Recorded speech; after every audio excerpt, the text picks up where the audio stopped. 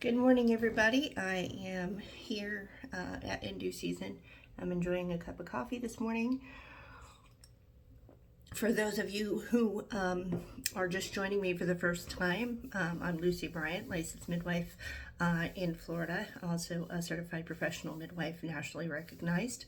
But what I wanted to talk to you about today is VBAC. So those of you who do not know what a VBAC is, VBAC stands for vaginal birth after cesarean.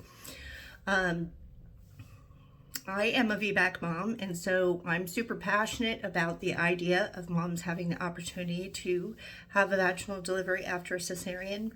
I cannot tell you how many people I've run into over the years who are like, I didn't think that that was a thing. I didn't think that people could do that. I thought it was once a C-section, always a C-section. And it just hurts my heart because if a mom wants to have a vaginal birth, I feel like she really needs to be supported in that idea if it is safe for her to do so. So, vaginal birth after cesarean. The statistics on this are pretty incredible. First and foremost, C-section rates are currently at an all-time high as of 2021 at 32.9% here in the United States. That means approximately 1 in 3 women will have a cesarean instead of a vaginal delivery. World Health Organization does not agree with that number. And incidentally, if you don't already know it, in the 1970s, C-section rates were at about 5%. What's changed since then? I mean, there's a lot of research either way, but one of the things that I have noticed trending within those research study is, of course, what I call and many call the cascade of interventions. 7% of women in the United States are being induced. That's an average number in 2016. That's what this poster is based on. And of those women, 78% of them need or feel they need an epidural due to the overstimulation of the uterus, the discomfort that is involved in causing contractions based on a chemical reaction, which is Pitocin, which is a synthetic form of oxytocin. Now, the thing that makes me worry the most is this.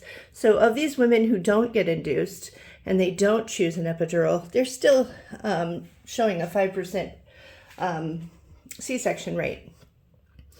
So, but if you go to the opposite end of this and you go, they're induced and they get an epidural, they're now at 31%.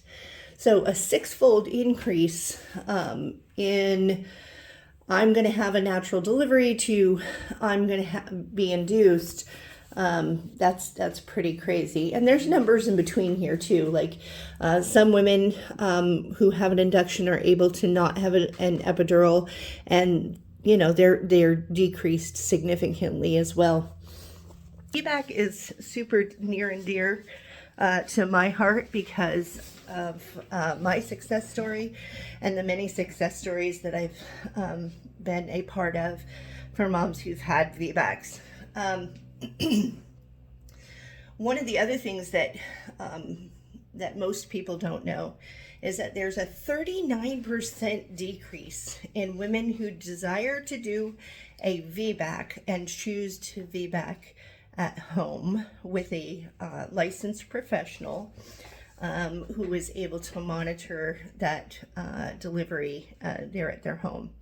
39% less compared to hospitals will end in a C-section. And as far as negative outcomes, they're comparable between home birth and hospital birth.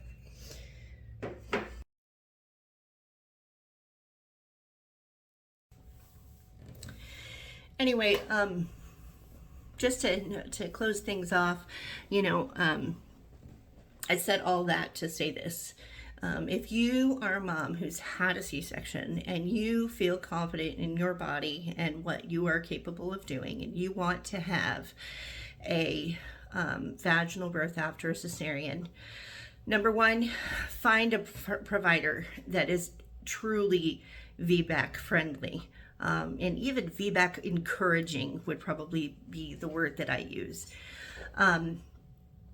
Next, of course, make sure that it's safe for you. Make sure that nothing happened during the previous C-section that would discharge you from the idea of having a VBAC just for safety reasons.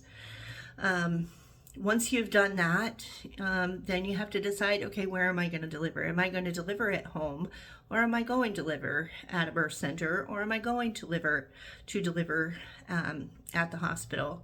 And what is the hospital's protocols? What is the midwife's protocols? What, are you in the best hands? Find somebody who really is going to be able to help you achieve what you're trying to achieve. As you know, I'm in Florida. Florida law says no VBACs at a birth center, so the choices would be an HBAC, a home birth after cesarean, or of course a trial of labor at a hospital, and those would be your choices here in the state of Florida. Each state has their own rules. We're currently at a place where I believe 38 states allow midwives and home birth.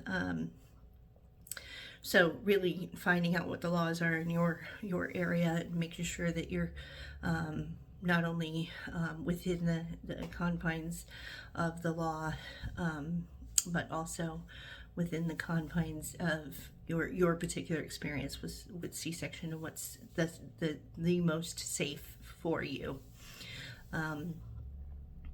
I just really thank you guys for listening today, and just keep in mind you can support my videos, and you can support Season of Hope with it, which is our nonprofit, simply by going to buymeacoffee.com, and